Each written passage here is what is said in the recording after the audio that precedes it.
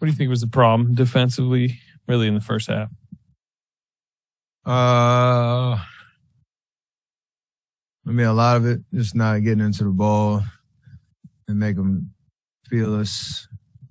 You know, they run some good actions, and they like to obviously run their offense through the big fella, and it's got a lot of easy stuff. And then they get their confidence going, and then they just shot the ball really well after that.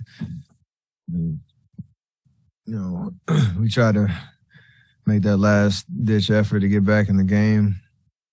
But we know how this league works. You give a team confidence coming off a loss. You know, they're very determined in the first half, and you just make it really hard on yourself going down 18. You know, it's a lot to overcome thinking that you can just go on a second half run and not assert yourself early on the defensive end. Was that final play that Clay took the long three? Was that, I mean, are you thinking that's the play design going into it? Or did he just pop open? Or what was your view of that play? It's all just reads to figure out, one, if they're going to foul, and then two, just if they're not, and they kind of hesitate, just trying to find a good look, because you know there's going to be a lot of bodies around, and with the amount of time on the clock, it's in between, you know, get quick to or trying to find another possession. So I caught it and thought KCP was going to foul, and then he didn't. I haven't seen how much space Clay had, but, I mean, that's a shot. If it goes in, everybody's talking about how great of a play it was. And, you know, I want to highlight that too much just because we shouldn't be in that situation to begin with. Steph, James from Sky New Zealand here. Just wanted to ask you, last season, you spent a lot of time putting teams to sleep. And now what's going to be your response if teams start to, mimic you and put you to sleep this season? How are you going to respond? And it's like bedtime battles. We'll see if anybody's bold enough to do it, but it's all fair games. I think CP shimmied on me back in the day. So if you give it out, you gotta be able to take it back. Steph, would you say this game was like a good example for the younger players about what it's like when you're trying to repeat and playing as the hunted and the other team, feels like they have a little bit extra for you? Yeah, I think it's feeling that, sense of urgency, that the thin margin, you're not going to blow every team out. It's not going to feel like it did open night where everything we did, even though we didn't shoot it well, everything we did felt pretty in sync. Everybody was kind of clicking. You look up, you're up, 16, 20, double digits the whole second half, and it feels easy. And then you get a team that's coming off a tough loss and, like I said, very determined out the gate. So you got to be able to match that energy. And to your point, there's a little bit of history involved, like, teams that you play in the playoffs or teams that feel like they, want to take your spot, come playoff time. So you got to definitely understand the lessons you need to learn and have a sense of urgency coming out no matter who we're playing, because it's really hard to win in this league. We all know that. You've been a part of some elite defenses. When you look at the pieces you have, up and down the roster, what do you think when this defense kind of manifests into what it's going to be? What do you think will be the strengths of it? Everything we've done in the past. Draymond anchors it. Moon does what he does. Everybody around is supposed to do our jobs. A lot of great scorers, a lot of great offenses in this league, and it's tough to bring that energy every night, but we can do it. And the young guys can help establish that identity for us all year. But we can switch. We can guard a pick and roll standard with your traditional big with Loon or Wise.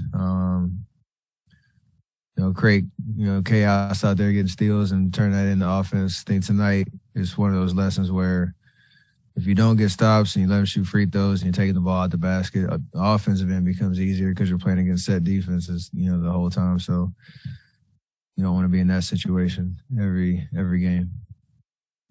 Jordan Poole, he had, I think, 4 turnovers and 5 shot attempts, and kind of Steve talks about how he kind of has a target on his back now. What kind of advice do you give for him when, teams are throwing double teams at him and stuff like that, just with dealing with the adversity of signing a mega extension and everything like that?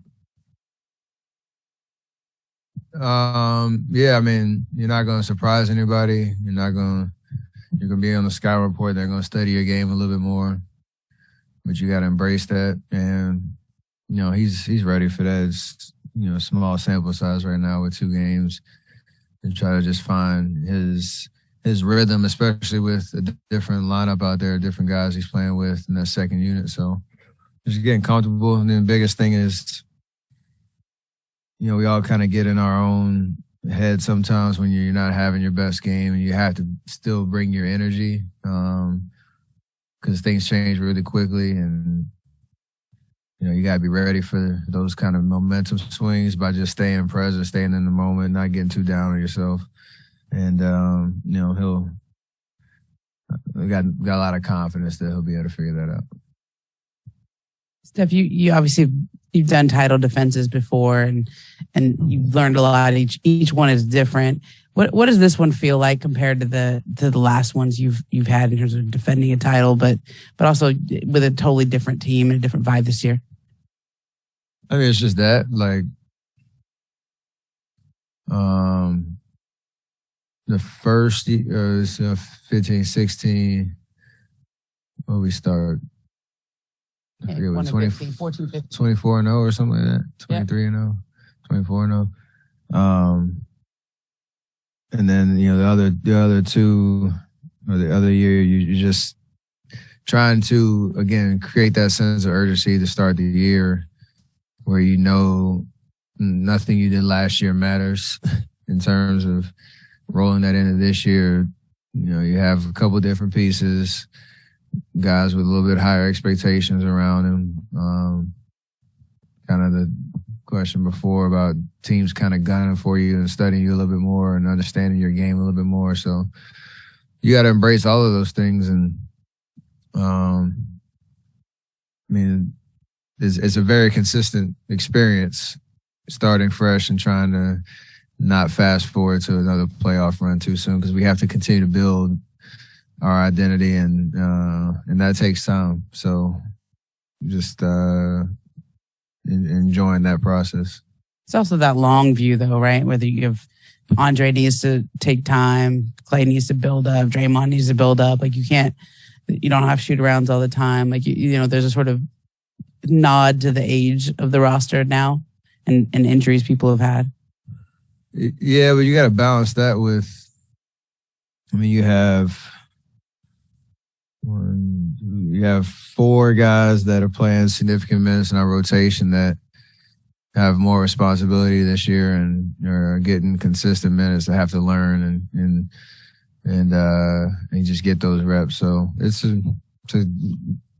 a fun but tough juggling act for everybody involved. But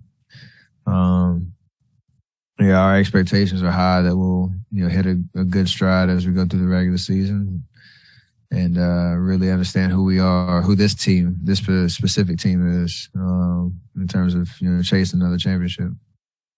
Steph, how badly did you want to take that last shot that Clay missed, that 3, and how important is it to you to be that guy in the clutch? Like I said, it's kind of, you want to be aggressive, and obviously I trust myself to make a lot of shots down the stretch, especially in that kind of situation. But you also, you have a lot of threats around you that can make shots as well, and you just try to make the right play. Sometimes you can kind of get lured in the hero ball, and I know a lot of people like that, but it's just off a feel. And again, I haven't seen that play back to know if there are any other options, but early in the year, late game execution and all that, it's sometimes a little tricky to, execute when you haven't been in those positions in a while. And, would love to have, seen the shot go down, but, we'll learn from it.